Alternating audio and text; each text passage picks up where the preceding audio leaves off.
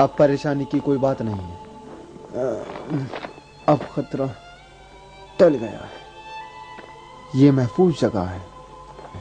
یہ پہلی بار نہیں جو جناب میکسیمیلین مجھے نجات دے رہے ہیں، اس سے پہلے انہوں نے میرے جسم و روح دونوں کو نجات دی ہے۔ ضرور سننے کے قابل ہوگی۔ ایسے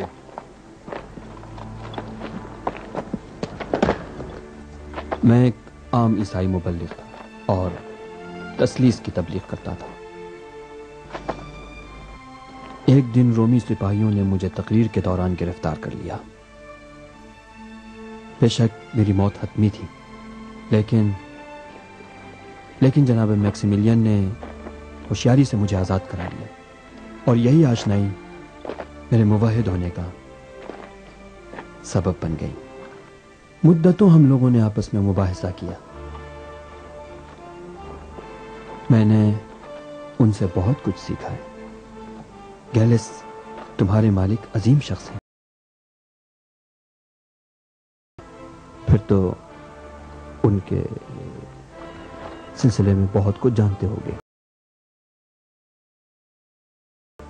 14-15 سال کا تھا، جناب میکسیمیلین کے والد نے مجھے خریدا، پھر اپنے گھر لے گئے۔ وہ روم کی شورا کے اعلیٰ رکن اور شاہنشاہ ایڈرین کے قریبی لوگوں میں سے تھے۔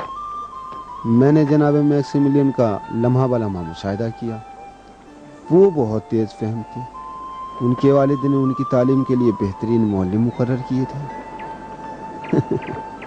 اور ان کو مختلف اقوام کی ثقافتوں اور علوم و فنون سے آگاہ کیا تھا، اور جناب میکسیمیلین کی یہی آگاہی خدایان روم اور رومیوں کی ستمگری اور درندگی سے بیزاری کا سبب بنی۔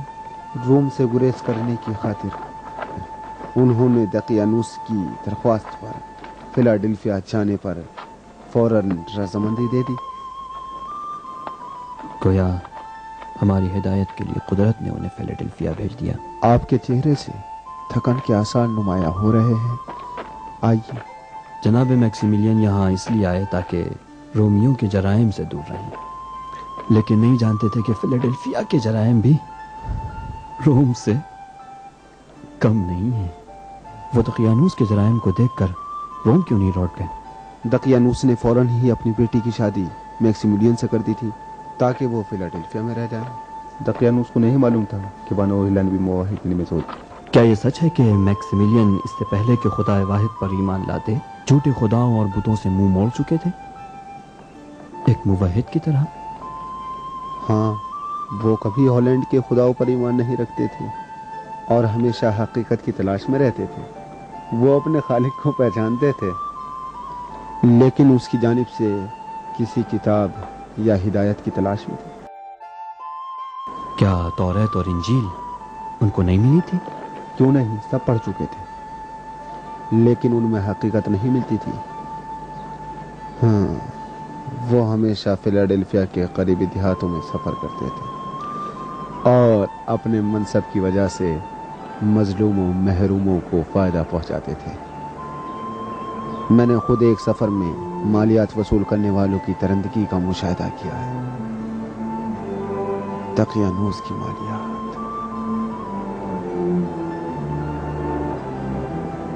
بتا جلدی، بتاتا کیوں نہیں؟ بابا کو مت مارو، چھوڑ دو بابا کو، چھوڑ دو۔ نانا کو چھوڑ دو، نانا بابا کو چھوڑ دو،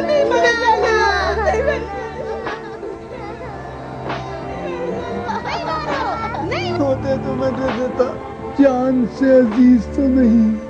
کہاں چھپا رکھا ہے؟ نہیں ہے میرے بول پاس۔ بول، زبان کھول، بولتا کیوں نہیں؟ مالیات ادا ہونا چاہیے، کوئی بہانہ نہیں چلے گا۔ ان کو وہاں سے ایک طرف ہٹاؤ۔ سارا مال ایک طرف رکھتے جاؤ، اگلواؤ اس سے۔ لاؤ لاؤ، ایک ایک لے کے آؤ، جلدی جلدی جلدی لے کے آؤ، سب جمع کرو، جلدی جلدی لاؤ۔ ایک ہی بکری تھی اور کچھ نہیں لایا؟ چلے گھر۔ ہاں وہ بھی لے کے آؤ، وہ جو رکھا ہوا ہے وہاں پہ، جلدی لاؤ، جلدی کرو۔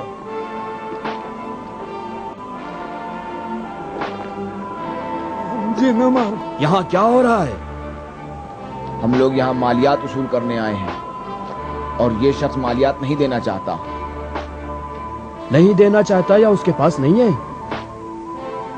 اس کا ہم سے کوئی تعلق نہیں. ہم لوگ مالیات وصول کرنے آئے ہیں نہ کہ غریبوں کی مدد کے لیے. نہ مار. رہا کر دو اسے.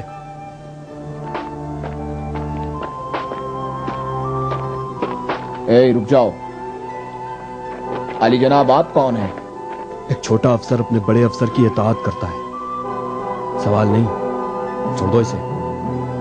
میں یہاں پر علی جناب دقیانوس کے حکم سے مالیات وصول کر رہا ہوں. میں آپ کی بات نہیں مان سکتا.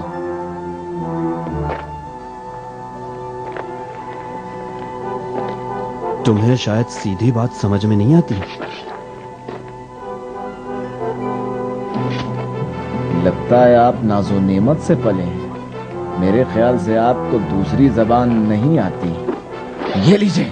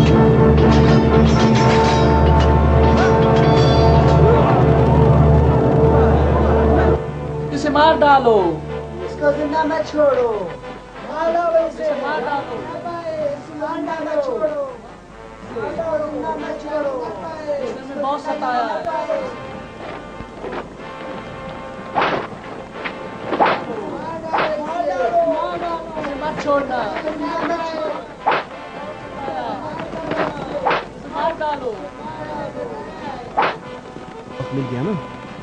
اپنے ساتھیوں کو لے کے نکل جاؤ یہاں سے.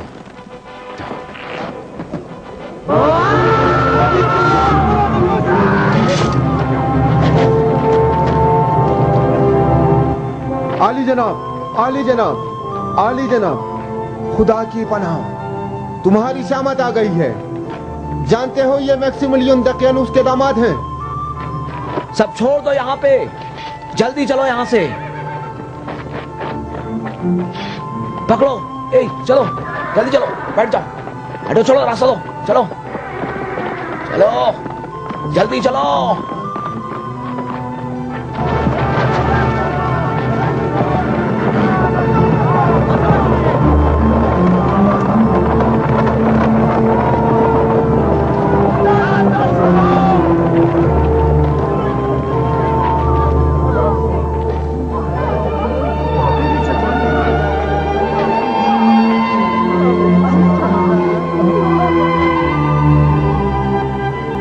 میکسیملین کا یہ حادثہ اس روشن ضمیر بوڑھے کے ساتھ واقفیت کا سبب بن گیا.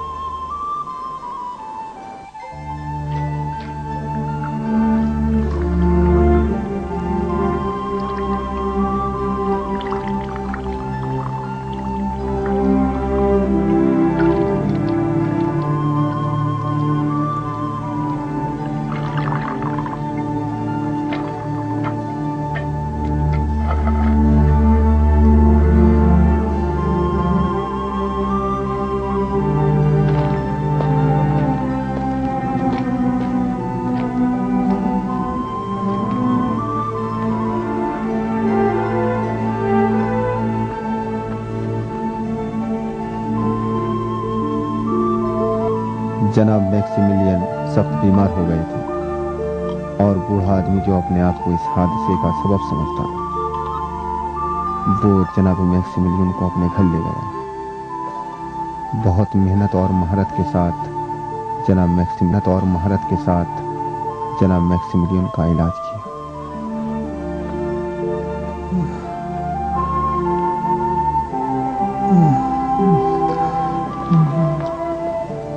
نہیں نہیں، ہلنا آپ کے لیے خطرناک ہو سکتا ہے، آپ کے لیے آرام ضروری ہے۔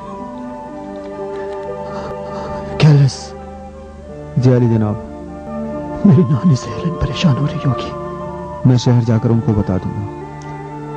آپ آرام کریں، آپ فکر نہ کریں علی جناب۔ دل میں خواہ یوں سے بھی کہہ دو کہ حالات کے اوپر نظر رکھیں۔ اگر دقیانوس میرے بارے میں کچھ پوچھے تو کہہ دینا کہ قرب و جوار کے علاقے میں دورے پہ گئے ہوئے ہیں۔ اطاعت میرے مالک، آپ فکر نہ کریں، میں جلد پلٹ آؤں گا۔ علی جناب کا خیال رکھیے گا۔ اور اس کے بعد میں جناب میکسیمیلین اور اس خدا پرست بوڑھے کے درمیان تعلقات کا سبب بنا۔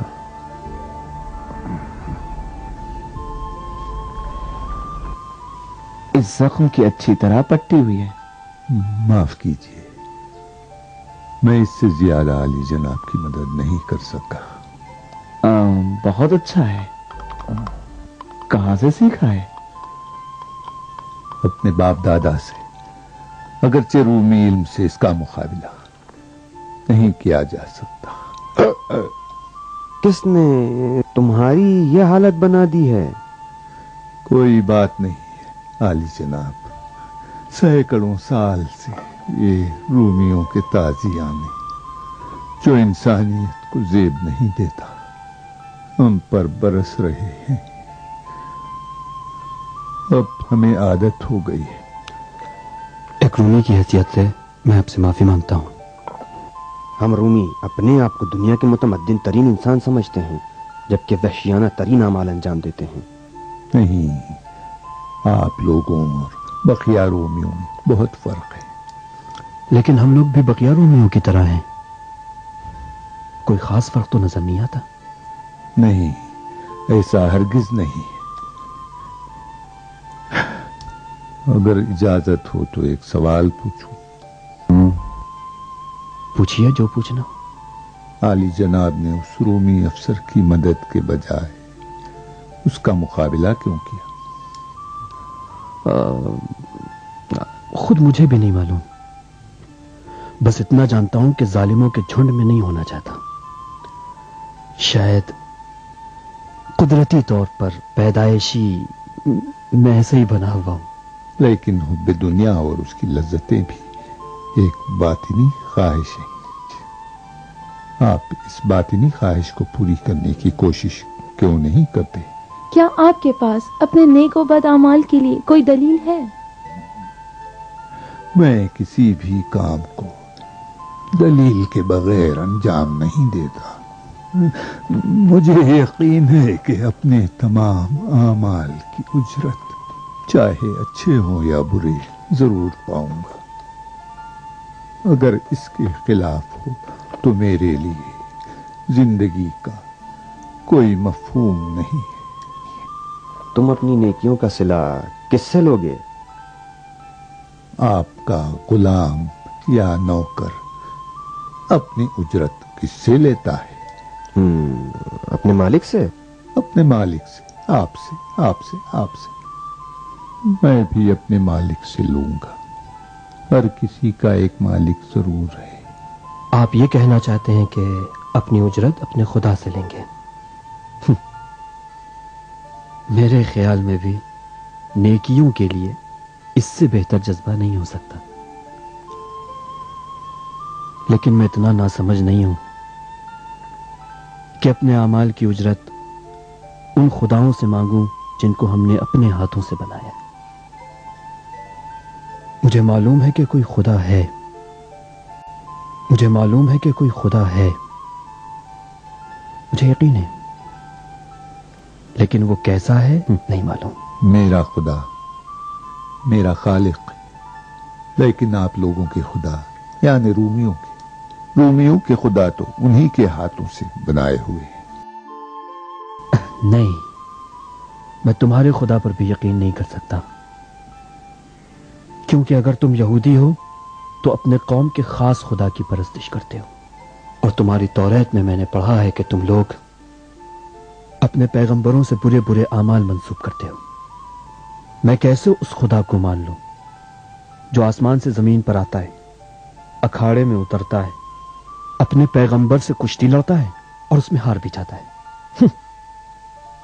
ہاں اگر تم مسیحی ہو تب بھی تمہارے خدا پر یقین نہیں کر سکتا, کیونکہ تمہارا خدا رومی خداؤں کی طرح اولاد رکھتا ہے اور محدود ہے. یہ تمہاری انجیل میں لکھا ہوا ہے. جس خدا کا آپ نے ذکر کیا ہے وہ مسیحی مذہب کے تبلیغ کرنے والوں اور ان کے پیروکاروں کا بنایا ہوا خدا ہے, نہ حضرت مسیح. انہوں نے رومیوں کو مسیحی بنانے کے لیے مسیح کے آسمانی دین کو رومیوں کے زمینی دین سے مشابہت دی ہے. بوڑھے نے جناب میکسیمیلین کے لیے ایک پرانی انجیل کی بات کی, لیکن اس وقت میں ان سب باتوں کو سمجھ نہیں سکا. اس کی باتوں سے اندازہ ہو رہا تھا کہ اس کے پاس کہنے کے لیے بہت کچھ ہے. میں اپنے عقیدے کو آپ پر واضح کر دوں. میں ایک موحد ہوں اور خدا واحد کی پرستش کرتا ہوں. میرے پیغمبر حضرت مسیح ہے, نہ کوئی اور. تو کیا پیغمبر مسیح کا خدا دوسرے مسیحیوں کے خدا سے مختلف ہے؟ خدا مسیح تمام پیغمبروں کا خدا ہے اور اس آخری پیغمبر کا خدا ہے جو بعد میں آئے گا. اس کے سوا اب جو کچھ ہے وہ ہمارے ذہن کی پیداوار ہے. یہ تم اپنی طرف سے کہہ رہے ہو یا اس کو ثابت کرنے کے لیے دلیل بھی ہے؟ دلیلیں بہت سی ہیں, لیکن بہترین دلیل وہ تحریر ہے جس کو جان سے بھی زیادہ عزیز رکھتا ہوں. کیا ہم اسے دیکھ سکتے ہیں؟ ہاں کیوں نہیں.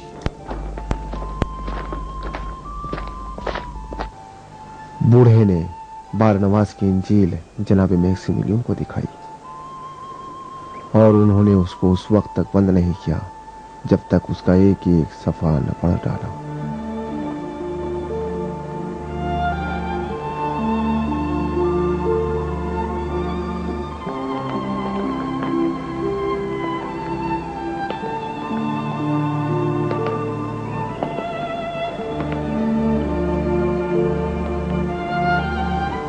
جناب میکسیمیلین بوڑھے کے گھر سے اس وقت نکلے جب انجیل کی ایک نقل اپنے ہاتھ سے لکھ کر تیار کر لی.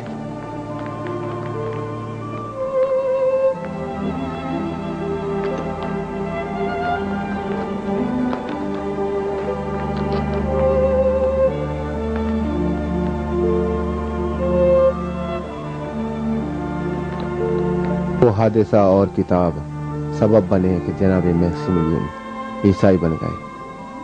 ہم کو بھی اپنے مذہب کا پیروکار بنا دیا.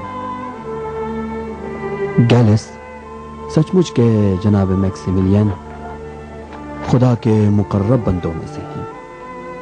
ایک مرتبہ مجھ سے کہہ رہے تھے کہ جو کچھ حضرت عیسیٰ نے فرمایا ہے اور آج ان کے ماننے والے کہتے ہیں اس میں فرق اتنا ہے جتنا یہ اونچے تناور درخت میں اور زمین کے یہ پودوں میں ہے.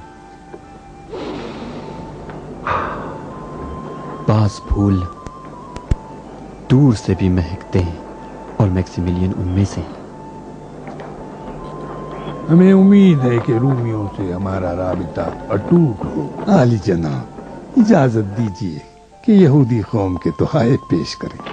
ہاں یہ ناچیز تحفے شہنشاہ اور ان کے نمائندے اور جانشین جناب دقیانوس سے یہودیوں کی دوستی کی علامت ہے.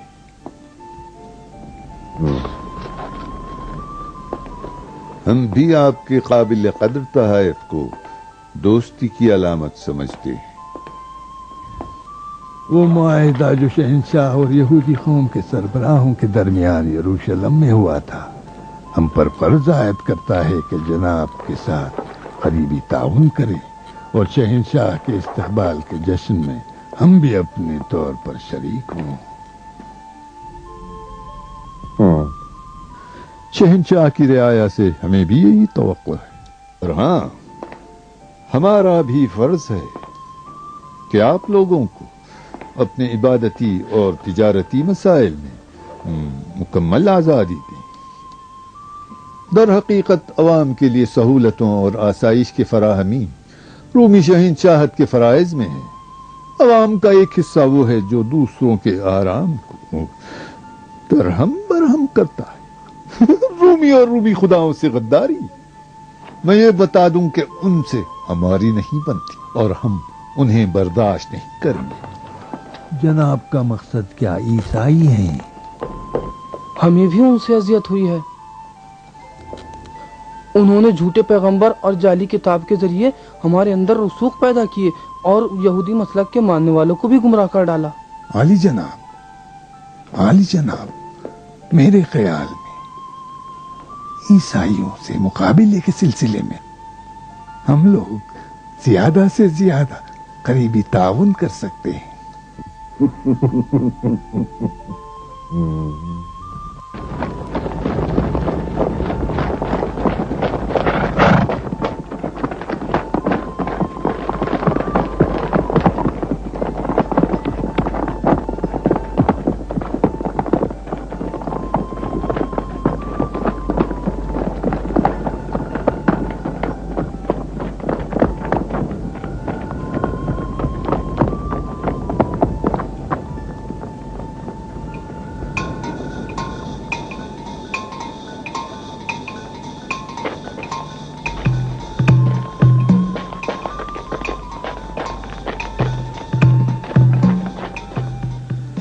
सिपाही,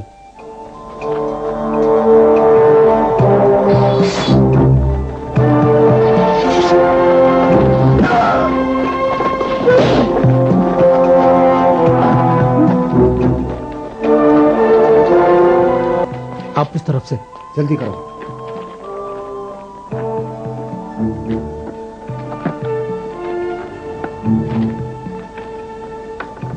नीचे लाओ और नीचे और नीचे,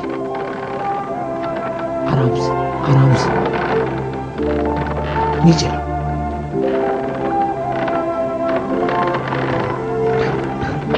बस करो, बस करो। चलो चलो, तुम जाकर तांगा ले आओ।